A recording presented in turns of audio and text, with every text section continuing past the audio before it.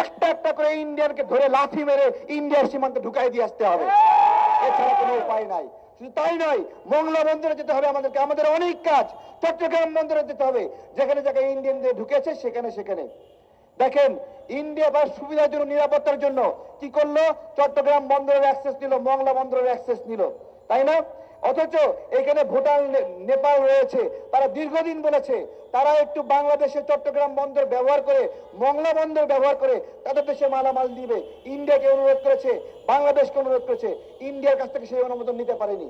তাহলে ইন্ডিয়া কোনোদিন কাউকে দেবে না, শুধুমাত্র নিজেরাই নেবে। আমরা এই নীতিকে কতটুকু সমর্থন করতে পারি? সোজাসুজি আমাদের হিসাব করার সময় এসেছে।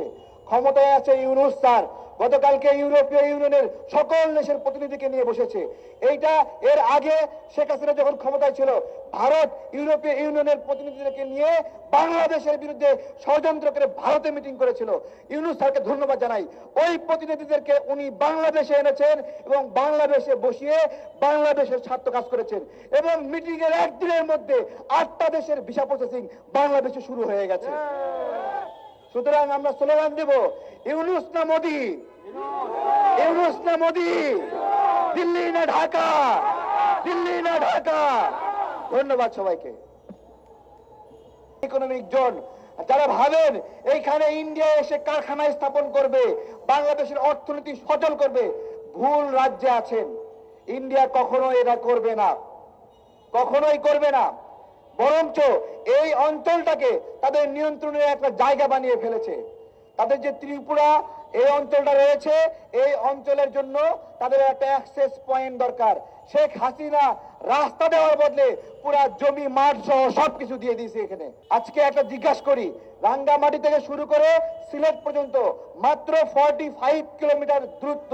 এই 45 কিলোমিটার দূরত্ব দেখেন, ইন্ডিয়া আমাদেরকে দেয় নাই যে এদিকে রাস্তায় গেলে 45 কিলোমিটার, যদি ঘুরে যেতে হয় চট্টগ্রাম দিয়ে রাঙ্গামাটি থেকে 400 কিলোমিটার যেতে হয়, 400 কিলোমিটার। আমার কথা হলো, আমি ভারতের কাছে 45 কিলোমিটার পাইলাম না, কিন্তু 400 কিলোমিটার ঘুরে যাচ্ছি, কিন্তু ভারতকে 1500 কিলোমিটার বাঁচানোর জন্য আমি 400 কিলোমিটারের ট্রানজিট দিলাম কেন? যেই ফেনী চট্টগ্রাম মিরসরাইয়ে ইকোনমিক জোন দিয়েছে শেখ হাসিনা, আমি একটা শেখ হাসিনাকে জিজ্ঞাসা করছি, আপনি কি এই বাংলাদেশের সন্তান এরকম সাংঘাতিক কাজ করলেন কিভাবে? কিভাবে করলেন? আমরা কি পারবো ইন্ডিয়ার যে চিকেন নেক রয়েছে সেখানে গিয়ে একটা ইকোনমিক জোন বানাতে? ওইখান থেকে শুধুমাত্র যাওয়া আসার রাস্তা চাই, নেপাল, ভুটান, চায়নায় যাব, সেটাই আমরা কখনো পাইনি। তাহলে এইখানে আমরা ফেনী মিরসরাইয়ে কিভাবে এই অঞ্চলটা দিলাম? প্রিয় ভাইয়েরা, এভাবে হবে না। আমরা যেটা করছি এটা ক্লাসরুম। আমাদেরকে ওই অর্থনৈতিক অঞ্চলে যেতে হবে,